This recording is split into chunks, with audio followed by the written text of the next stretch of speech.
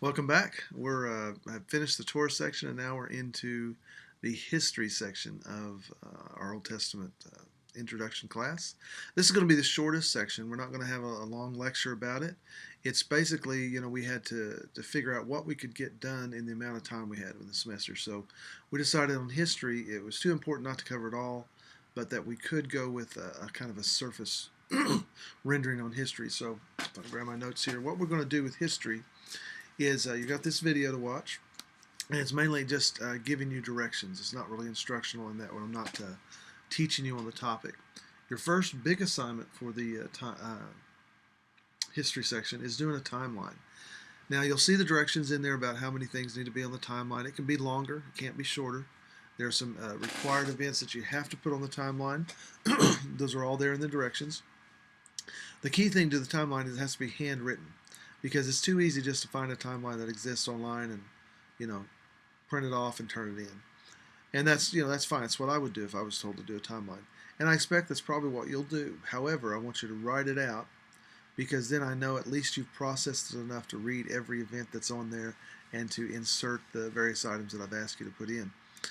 Um, then you'll submit it to me as an assignment, and you'll get your the points for it. Now, the way that's set up is a way I would do it, because I'm not terribly computer savvy, is I would get my phone and I'd take a picture of the piece of paper with the timeline on it. If it's 2 or 3 papers, I'd take that picture backed out a little bit, and then I would paste those into a Word doc and then upload it in the class. If you're more computer savvy than that, you can scan it if you've got somebody who has a scanner, or if you've got a scanner at home. Lots of different ways to get it done, but that's how that needs to be done. Talk to someone who's good with technology if you're not. But it's really not that difficult to do, and it's really important, because there's some things you're going to see from the history timeline. For example, Israel and Judah. All through the prophets and history, you're going to see Bible verses that say, well, this is to the house of Judah, to Beit Yehuda or Beit Yisrael. This is what we're going to do. Often that's seen as Hebrew parallelism. Just like on a love poem, we would say, roses are red, violets are blue. Well, yeah, those are two, different things, but really we're saying these things are beautiful and so are you, just a parallel way, as a poetic way of saying it. So Hebrew has parallelism like that. And there are probably times, clearly there are times when the writers of the Hebrew text use parallelism, but there are also times when the house of Israel means something different than the house of Judah. Ezekiel 37 is a great example of that. Some people have made too much of that distinction, but it is a distinction that should be recognized. So as you look at those timelines, one of the things that is really important that you look for is the division of the kingdom. Because after Solomon's rule, you had Saul, then you had David, then Solomon. And then after Solomon's rule, his son Rehoboam took over, but he only controlled the southern kingdom, Israel, that was Judah and Benjamin. Jeroboam, for the tribe of Ephraim, took over the northern kingdom, the other 10 tribes. And that's where you get stories about the lost 10 tribes and all that kind of stuff. Comes from that division. So Ahab was a king of the northern kingdom. His wife was Jezebel. We've all heard about them and how wicked they were to the writers of the Tanakh. Hezekiah, Josiah were kings of the southern kingdom, and they were good kings. And then there were some wicked kings of the southern kingdoms like Manasseh. So these are ideas that we need to see, because the prophecy to the northern kingdom is different than a prophecy to the southern kingdom. For example, the northern kingdom went into captivity and never came back. They were captured by the Assyrians and went to, we know that a lot of the people were taken to what we call the area where the Kurds are today. And then from there, they disappeared into history. Are their genetic traces still around? Undoubtedly.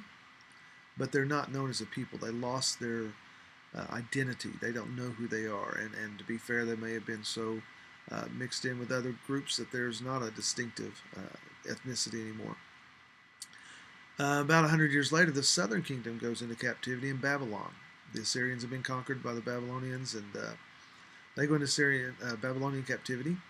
But they came back 70 years later. It wasn't even a full 70 years from the conquering of Jerusalem, but 70 years from the beginning of the conquering of the southern kingdom of Judah. And so prophecies to the house of Judah are that they will come back.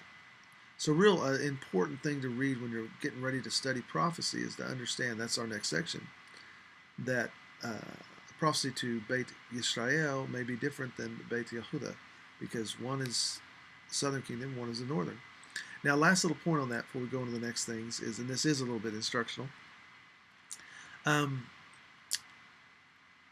the promise to David um, was that he would have a king on the throne forever.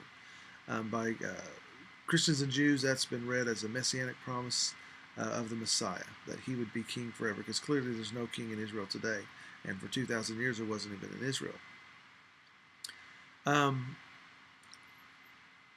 That same promise, and part of that promise was that his people would always be distinctive. Your descendants will always be known. The promise, and so throughout the world today, you go to any part of the world you see today, and there'll be little synagogues. Now, Jews aren't a large population globally, but they are present almost everywhere, from the farthest part of South America to North America to Asia, Africa, Australia.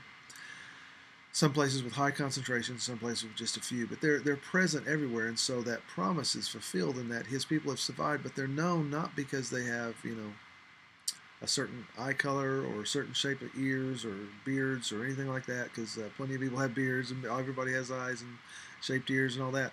They were known by their God, and certainly Jews are known by their religion. How do they believe? What do they practice? The same promise was made to Jeroboam when he was given the promise of the northern kingdom, with the exception of, he wasn't going to be the father of Messiah. But he said, if you'll do what I tell you to, if you'll be a good king, just you, not even talking about whether your descendants do, because God knew, according to the writers of the Old Testament, that David's descendants would not always be good, and that they would get kicked out of the land. Then you'll have a descendants that will always live everywhere, and they'll be known. And Jeroboam, the very first thing he did was, he didn't turn away from the God of the Old Testament. That, remember, we said the sacred name that was spelled YHVH or Yod-Heh-Vav-Heh. He didn't turn away from him, but he did begin to worship him in a way that he was specifically told not to. Instead of the one temple in Jerusalem that was specifically told, he built a temple just north of Jerusalem on Mount Gerizim, and then another one north of the Sea of Galilee in Dan, because he had a large kingdom, and so he wanted his people to be able to go to the temple. He didn't want them taking all their tithes and offerings to a neighboring rival kingdom. That would be a lot of money leaving your kingdom. And then to top it all off, in those temples, he set up a cow statue in each of those as an iconic focus of worship. And if you'll remember back to our 10 Commandments or 10 Words lecture, I think that's lecture 2 in the Torah section, it talked about that specifically, what the Ten Commandments is saying not to do. And he used a cow. The cow got Israel in a lot of trouble when we left Egypt, and there's the golden calf incident with Moses. And so he recreates that whole thing. Not a real swift move. So Jeroboam didn't keep his end of the covenant, so there was no covenant. And his people have disappeared. Had he kept it, there still would have been sin. They still would have gone into captivity, maybe at a different time. But they would still be known as a people group. So really interesting to me, anyway, to think that, just like there are Jews everywhere, there would be these little Ephraimites everywhere, because Jeroboam was the tribe of Ephraim, so his kingdom is often, like in the book of Hosea, referred to as Ephraim, or sometimes referred to as Samaria, because Samaria was the capital city. Just like Jews are called Jews because their kings came from the tribe of Judah, even though the nation is representative of Judah and Benjamin, and there are some Levites, and then a scattering of the other tribes mixed in. But they're still known as Jews because that's where the kings came from. So anyway, that's the story about the timeline. The forums for this section, we don't have these instructional videos for you to talk about, so your comments on the forum are going to be from things you discovered when you're doing the reading to get the timeline information. And you'll notice I've put in there to read the historical books like Joshua, Judges, 1st, 2nd Samuel, 1st, 2nd Kings, 1st, 2nd Chronicles. So quite a few books there to read and to scan over to get your information for that. So if you see anything there that's interesting, like the one queen, there's one queen in all of the Hebrew history of the Torah and the Tanakh. So if you want to write about that, write about that. If not, you can write about, we just talked about the house of Israel and the house of Judah. You can write about that. But, post something there, some substantive responses to other people's postings. but basically from your research rather than from my lecture. Then you have an assignment for Old Testament miracles. This is actually the largest point total for this section, and it is 100 points, and you're supposed to do 10 of the miracles on that list. You'll find the list and the directions and the forms you're supposed to fill out all under that tab if you click on that assignment. You can only do a maximum of 5 of the miracles from Exodus, because I want you to get all over the Tanakh if possible. So, yeah, you can do 5 from Exodus, but the other 5 have to be from some other part. But they're your choice. Answer the questions with complete sentences.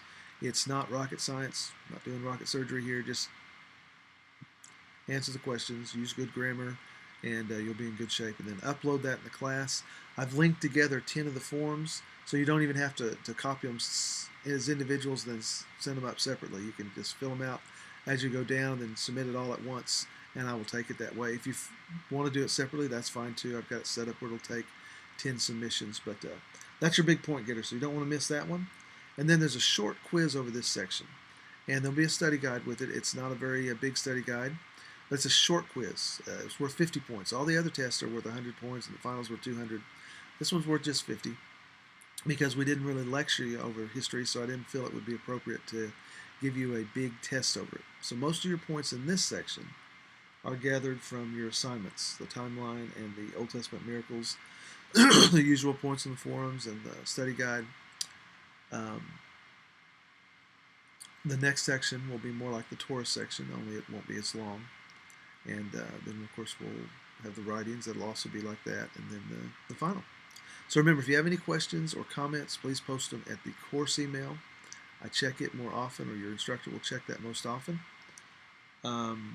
This is a good short section. It'll be open for a while, so you can turn the stuff in. You don't have to rush, but I do encourage you to probably go ahead and begin on the next section's reading so that you can be ready for it.